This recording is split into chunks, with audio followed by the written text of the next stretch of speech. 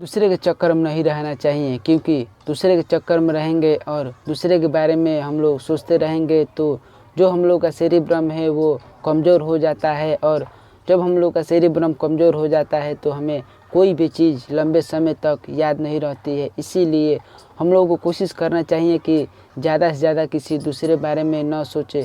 और एक बात सोचो, जब हम लोग छोटे थे तब हम लोग का सेरिब्रम इतना तगड़ा था, इतना मजबूत था कि क्या ही कहें।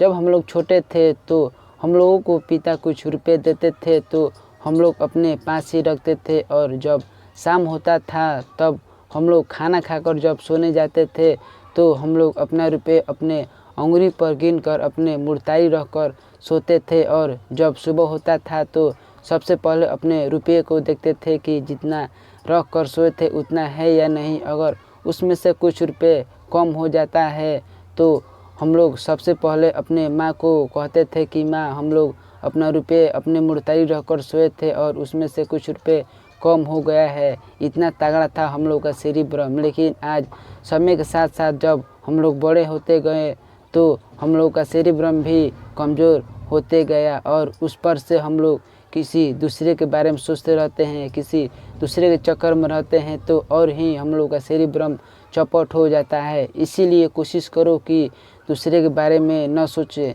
दूसरे के चक्कर में ज़्यादा न रहें।